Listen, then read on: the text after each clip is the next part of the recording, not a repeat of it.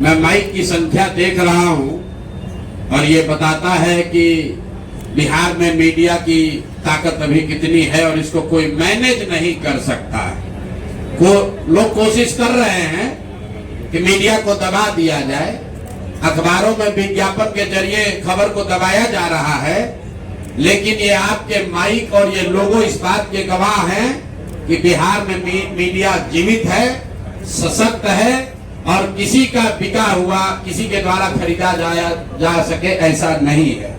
तो मैं तहे दिल से आप सबका शुक्रिया अदा कर रहा हूं इस करेज के लिए, इस मिट्टी के प्रति जो आपकी जवाबदेही है, सबसे बढ़कर प्रोफेशन से भी ज्यादा बिहार के लोगों के प्रति जो आपकी सोच है, जो आपकी जवाबदेही है, उस कर्तव्य बोध को लेकर आप यहाँ आए हैं, उसके लिए व्यक्तिगत तौर पर मैं आपका हृदय से आभार व्यक्त कर रहा हूं। कुछ लोगों ने कहा कि जब दिलीप जायसवाल जी पर 2 किस्त जारी हुआ तो लोगों ने मुझे बताया कि लगता है कि प्रशांत किशोर को दिलीप जायसवाल ने मैनेज कर लिया। कुछ मीडिया साथियों ने यह भी बताया कि सम्राट चौधरी जी अब हमको भाई बता रहे हैं, कुछ नेतागण हमको पढ़ा लिखा ज्ञानी बता रहे हैं, कोई हमको महान बता रहा है।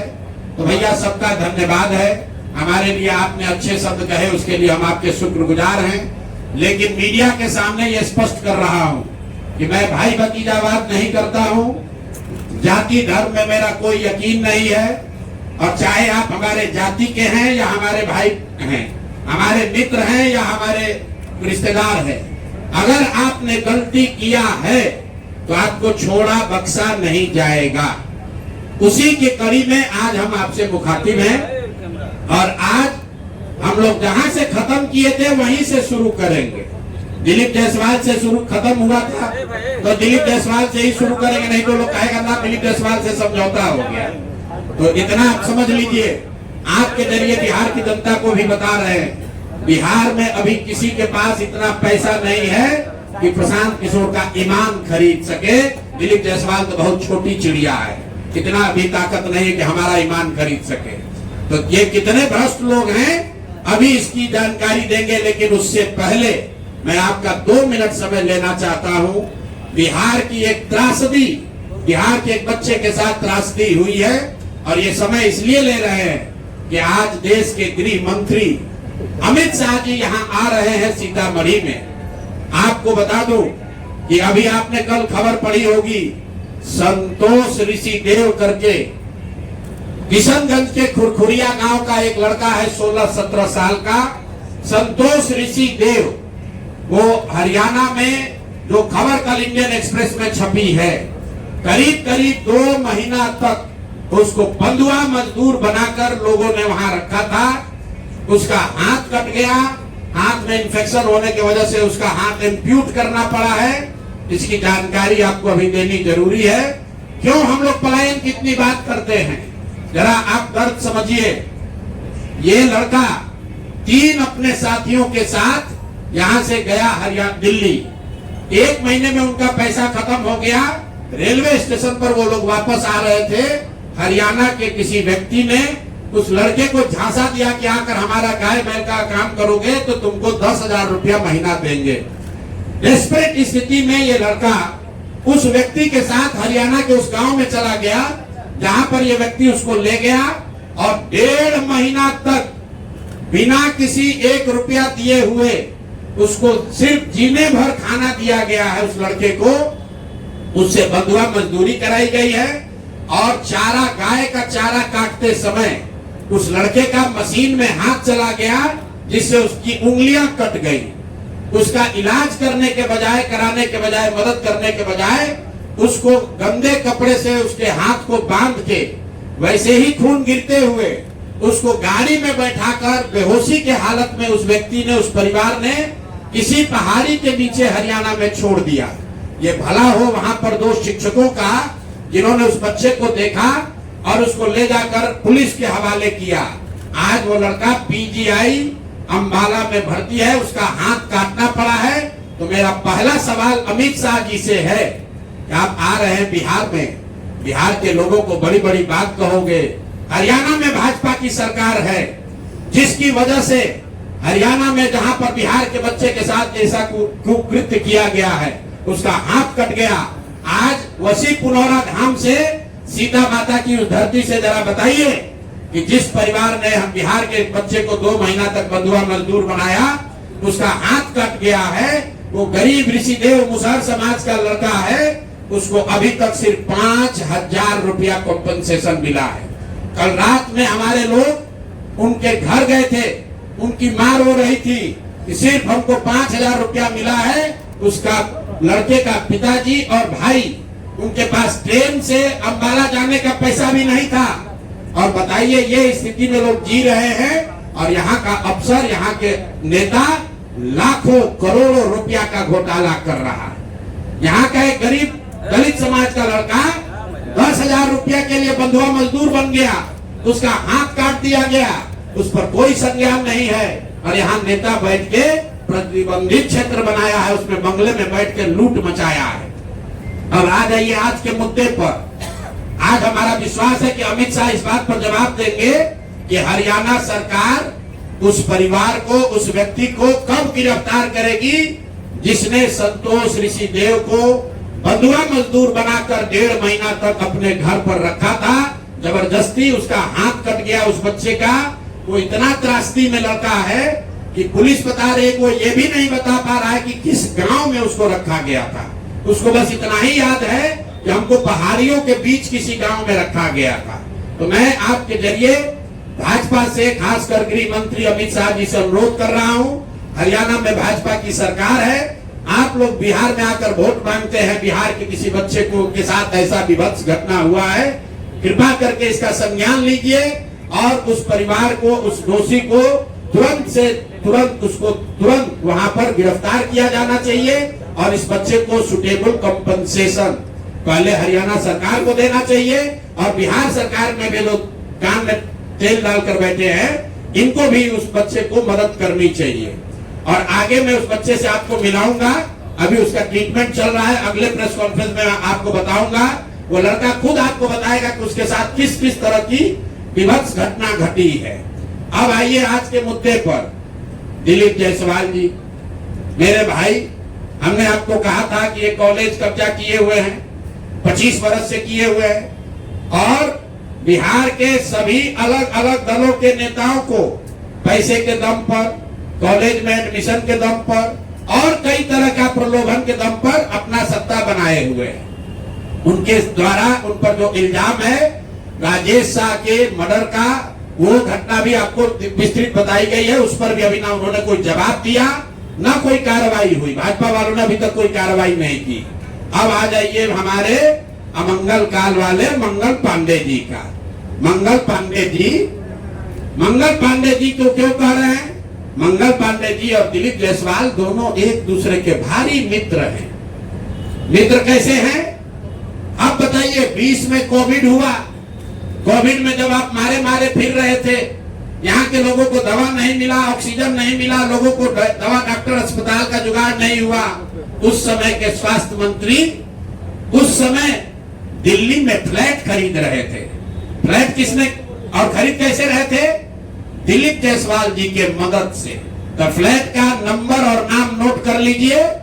द्वारका में flat number 001 CGHS limited, plot number 11 sector 6 Dwarka new Delhi में भाई साहब ने अपनी पत्नी के नाम से, उर्मिला पांडे जी के नाम से, इन्होंने 86 लाख रुपया पेपर पर है, 86 लाख रुपए में इन्होंने फ्लैट खरीदा।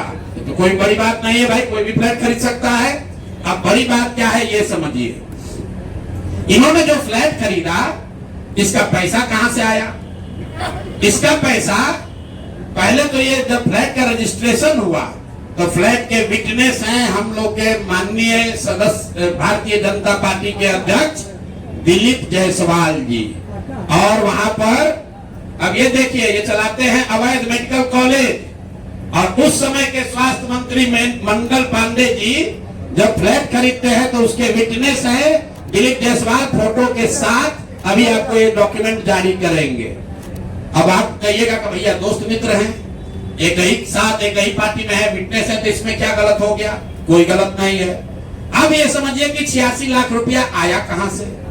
86 लाख रुपया उसका एक बड़ा हिस्सा सीधा 30 लाख रुपया आया है। मंगल पांडे जी के पिताजी का नाम है अवधेश पांडे। अवधेश पांडे जी ने ये पैसा भेजा अपने बहू को, उर्मिला पांडे जी को। अब हम लोगों ने सोचा भाई अवधेश पांडे जी के पास इतना पैसा कहां से आया? अब आप देख लीजिए, अब इनको समझ में आएगा कि किससे ये उलझे हैं। 6 तारीख को 6/9/2019 को 6/8/2019 को ये दिलीप जायसवाल का अकाउंट नंबर है।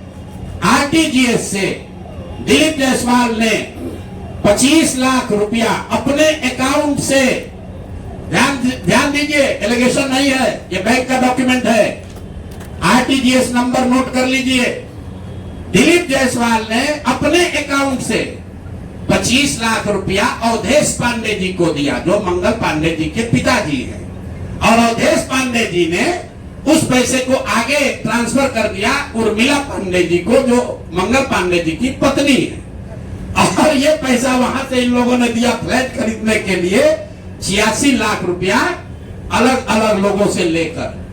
अब आप कहिएगा भैया अभी भी मंगल पांडे ये कह सकते हैं कि हमको फ्लैट खरीदना था, हमने दिलीप जायसवाल से उधार लिया। दोस्त मित्र हैं, साथ में राजनीति करते हैं। तो 2020 का मंगल पांडे का अब आप निकाल लीजिए एफिडेविट। जब चुनाव लड़े तो उसका एफिडेविट निकाल लीजिए। उसमें ये एक कॉलम है कि अगर आपने किसी से लोन लिया है, अनसिक्योर्ड लोन, अगर आपने दोस्त मित्र परिवार किसी से लिया है तो घोषित करना पड़ता है। तो 2020 के मंगल पांडे के एफिडेविट में ऐसी कोई घोषणा नहीं है कि उन्होंने अपने पिताजी से 25 लाख रुपया अपने पत्नी के नाम पर लोन लिया है। तो मेरा दिलीप जायसवाल जी से पहला सवाल है कि अरे भाई, आपके सरकार में, आपके पार्टी में इतना भ्रष्टाचार है कि अपने में भी घूस ले रहे हो। मंगल पांडे के लिए हमने कहा ये आदमी कॉटन बैंडेज में भी पैसा लेते हैं, तो लोगों ने कहा ये आदमी को कैसा प्रूफ है? अनुमान लगाइए। डॉक्टरों से पैसा ले रहे एक बात है, वेंडर से पैसा ले रहा एक बात है। अरे अपने दल के नेता को भी नहीं छोड़ रहे। अपने दल के नेता दिलीप जायसवाल से पैसा लिए हैं, हेल्थ मिनिस्टर रहते हुए, और बजाबता हिम्मत देखिए, बैंक से लिया। आरटीजीएस का डिटेल है, आप डेट नोट कर लीजिए, 6/8/2019 को आरटीजीएस के माध्यम से दिलीप जायसवाल जी के अकाउंट से 25 लाख रुपया मंगल पांडे जी के पिताजी अवधेश पांडे जी को दिया गया, जिस अकाउंट से 10 दिन के बाद पैसा उर्मिला पांडे जी के अकाउंट में गया। और उर्मिला पांडे जी ने उसी अकाउंट के पैसे से आगे जो पेमेंट किया है अपने फ्लैट को खरीदने के लिए, वो सारा डिटेल भी यहाँ पर आपको उपलब्ध है। कुल 6 ट्रांजैक्शन है। पंजाब नेशनल बैंक के 6 बार ट्रांजैक्शन हुए हैं, जिसमें 86 लाख रुपया गया है। तो जो हम लोगों ने देखा कि 86 लाख रुपया आया कहां से? तो उर्मिला पांडे जी के पास पैसा आया अवधेश पांडे जी के पास से, जो मंगल पांडे जी के पिताजी हैं। और मंगल पांडे जी के पिताजी के पास पैसा कहां से आया? वो पैसा आया दिलीप जायसवाल से। तो अब आप देख लीजिए कि दिलीप जायसवाल और मंगल पांडे कितने जिगरी यार हैं, कितना इनका आपस में दोस्ती है। ये भाई साहब हेल्थ मिनिस्टर हैं, आज दिलीप जायसवाल जी मेडिकल कॉलेज चला रहे हैं। ये हालत है यहाँ पर। अब आप कहिएगा कि इससे कौन सा बड़ा बात है। अब दूसरा इनका सुन लीजिए, मंगल पांडे जी का। इन्होंने ये पैसा लेने के बाद, जैसा कि प्रतीत हो रहा है कि इनको पैसा मिला, उसके बाद 2019 तक ये जो कॉलेज है, medical college, MGM medical college Kishanganj, इसको डिग्री देने का अधिकार नहीं था। ये बीपी मंडल, जो वहां पर बीएन मंडल यूनिवर्सिटी है, उसके जरिए ये लोग डिग्री देते थे। अब सीधा क्विड प्रो क्वो में आ जाइए। पैसा लिए, फ्लैट खरीदने में दिलीप जायसवाल ने मदद की, और बदले में मेडिकल कॉलेज को डीम्ड यूनिवर्सिटी बना दिया गया, ताकि 20 बरस से जिस कॉलेज को डिग्री देने का अधिकार नहीं था, वो बीएन मंडल यूनिवर्सिटी मधेपुरा से के थ्रू डिग्री देता था, वो डायरेक्ट डिग्री देने लगा। ये है हम लोग के भाई साहब, मंगल काल लाने वाले मंगल पांडे का पहला किस्त। दूसरा सुन लीजिए, 2022 में बिहार सरकार ने, इन पर इतना लंबा है कि आज 2 जारी कर रहे हैं, 2 डोज जारी करेंगे। सुबह शाम डॉक्टर मेडिकल के हैं स्वास्थ्य मंत्री, तो ओडी से काम नहीं चलेगा, इनको सुबह शाम वाला 2 डोज दिया जाएगा। एक तो पहले जवाब दे कि 25 लाख रुपया दिलीप जायसवाल से लिए हैं कि नहीं आरटीजीएस से। 6 अगस्त 2019 को आरटीजीएस के माध्यम से दिलीप जायसवाल से मंगल पांडे के पिताजी के अकाउंट में पैसा आया है कि नहीं, और जो पैसा आया उस पैसे का इस्तेमाल उन्होंने दिल्ली में द्वारका में फ्लैट खरीदने के लिए किया है कि नहीं। तीसरी बात, जो फ्लैट खरीदा गया उसमें दिलीप जायसवाल विटनेस के तौर पर कैसे है ये बताएं। चौथी बात, अगर आपने ये पैसा उनसे लिया था तो 2020 के अपने इलेक्शन एफिडेविट में इसको क्यों नहीं जारी किया ये बता दीजिए। एक किस्त यहां जारी हो गया, अब शाम का डोज ले लीजिए। ये भाई साहब लोग, बिहार सरकार में फरवरी 2022 में 1000 एम्बुलेंस खरीदने का टेंडर जारी किया गया। 1000 एम्बुलेंस मतलब करीब करीब 200 करोड़ रुपए का टेंडर जारी किया गया। बिड नंबर है GM 2022 B 1943713। ये बिहार सरकार का डॉक्यूमेंट है। 1000 एम्बुलेंस खरीदने की बात की गई, जिसमें यह कहा गया कि 400